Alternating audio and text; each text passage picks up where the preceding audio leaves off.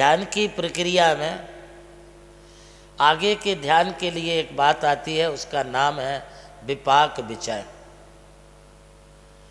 यह विपाक विचय का मतलब सभी पाक विचय मत समझ लेना। मराठी में सभी पाक बोले तो रसोई बनाने को कहते हैं। ये खाना कैसे बनाना चाहिए, रसोई कैसा बनाना चाहिए, कौन से आइटम की मेनू की कैसी रेसिपी होती है, ये चिंतन नहीं करना है। तुम सुबह के प्रवचन में बैठे हो, दोपहर के भोजन की रेसिपी यहाँ तैयार नहीं करना।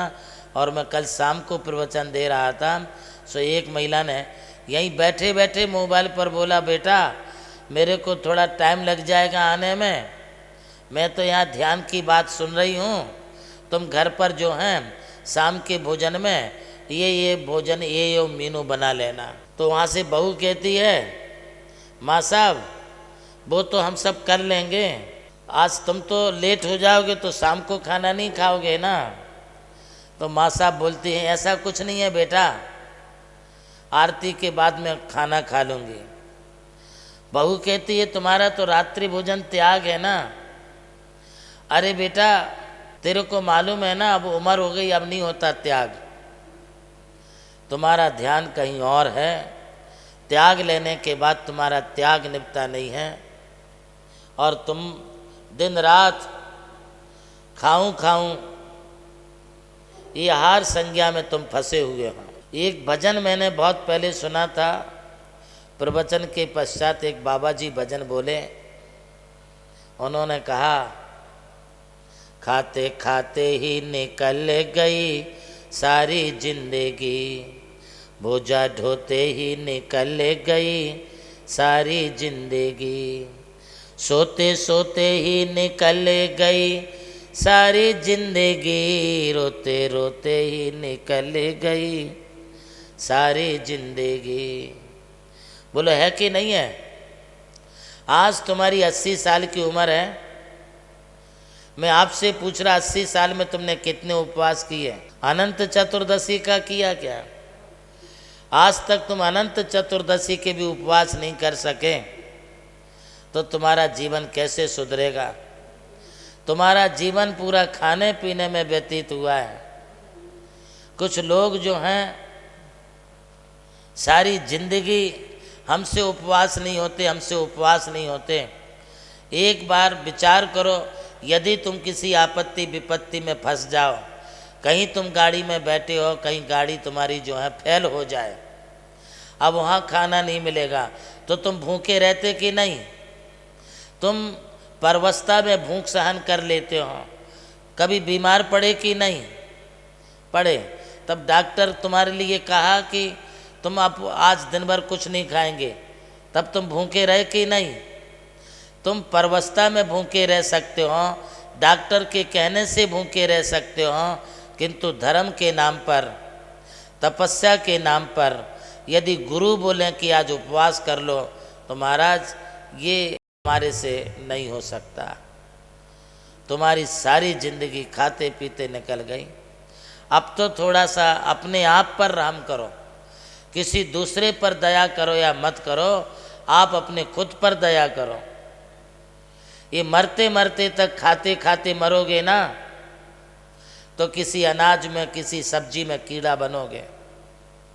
मरते मरते तक तुम खाने का विकल्प रखोगे ना, तो किसी नाली में कीड़े बनोगे।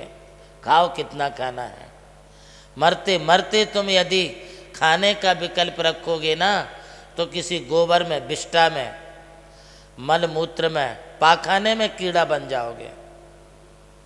जई मई तई गई हुई, जैसी मति वैसी तुम्हारी गति होगी। इसलिए अपनी बुद्धि को खाने पीने से हटाओ। सोते सोते ही निकल गई सारी उमरिया। कैसे कल्याण होगा तुम्हारा? अरे भोजन करने के बाद आप अपनी माला ले लेते थे, और ऐसी माला ले करके, ये अक्सर ऐसा होता है, ऐसे सोओगे तो नींद नहीं आएगी। रात भर क्या मालूम क्या वॉचमैन का काम करते। तुम्हारे घर में कभी चोरी हुई क्या? नहीं हुई, होगी भी कैसे? जिन घरों में ऐसे बूढ़े बाड़े लोग पड़े हैं, ख दिन रात खांसने का काम करते हैं, बीड़ी पीते बैठते हैं, गुटखा खाते हैं, उनके घर में चोर घुसेंगे कैसे? ये काम तो किसी वॉचमैन का काम है। आज घरों में वॉचमैन लगाने की जरूरत नहीं है।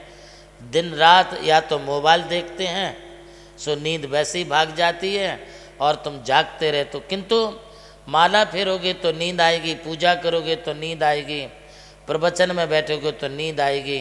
मैं आपके लिए विपाक विचय धर्म ध्यान की बात शुरू करने वाला था, किंतु विपाक विचय में सविपाक रसोई की बात आ गई। आप अपने जीवन को संभालें। आज इतना ही।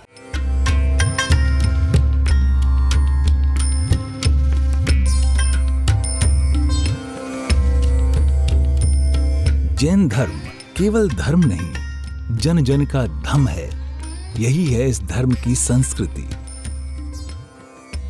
सन 2010 चातुर्मास के दौरान मांगी तुंगी और गजपंथा की तीर्थ यात्रा के बाद एक रात्रि गजपंथा की पहाड़ियों पर विश्राम करते समय आचार्य श्री देवनंदी जी महाराज को एक दिव्य स्वप्न प्राप्त हुआ। स्वप्न में उन्होंने देखा कि एक ऐसा तीर्थ जिसकी कोई कल्पना भी नहीं कर सका था, एक ऐसा स्थान जहां पंच परमेष्ठियों की भव्य मूर्तियां हों, एक ऐसा समव शरण जो समर्पित हो जैन धर्म की शाश्वत परंपरा को। उस दिव्य संकेत को जीवन में उतारने के लिए आचार्य श्री कुंथलगिरी की ओर विहार पर निकल पड़े।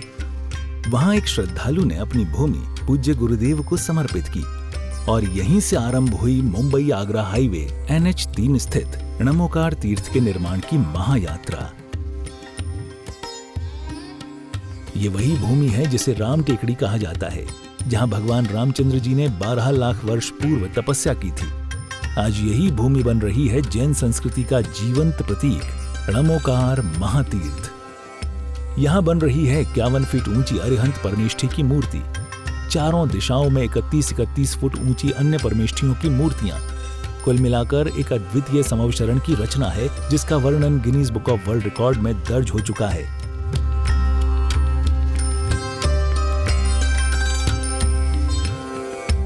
इस भव्य मंदिर जी में स्थापित किए जा रहे हैं 24 तीर्थंकरों के 24 मंदिर, पंचमेरु, नंदीश्वर द्वीप, नवदेवता और 64 रिद्धि मंदिर, सप्तऋषि मंदिर और गोमटेश्वर बाहुबली, संवेद शिखर जी की झलक और क्षेत्रपाल मंदिर। यहाँ पर अब तक 250 से अधिक कमरे निर्मित हो चुके हैं, जिनमें 75 साधु साध्वियों के लिए एवं यात्री निवास आधुनिक सुविधाओं से युक्त है। AC रूम, भोजनशाला, कैंटीन और विशाल गुरु मंदिर। णमोकार तीर्थ का भूमि पूजन 8 फरवरी 2014 को संपन्न किया गया था और आज लगभग 10 लाख स्क्वायर फीट से अधिक निर्माण पूर्ण हो चुका है और अब यह दिव्य तीर्थ अपने चरम आयोजन की ओर अग्रसर है। 2026 में जिन शासन के वरिष्ठतम आचार्य परम पूज्य साधना सम्राट गणाधिपति गणधराचार्य श्री कुंथु सागर जी महाराज के सानिध्य में एवं परम पूज्य प्रज्ञा श्रवण सारस्वताचार्य श्री देवनंदी जी महाराज की प्रेरणा एवं निर्देशन में 400 से अधिक साधुओं की उपस्थिति में आगामी 6 से 13 फरवरी 2026 में णमोकार तीर्थ का भव्याति भव्य अंतर्राष्ट्रीय पंचकल्याणक प्रतिष्ठा एवं महामस्तकाभिषेक महोत्सव का आयोजन होने जा रहा है। खुल रहा है पुण्य का द्वार, जो करेगा भव पार।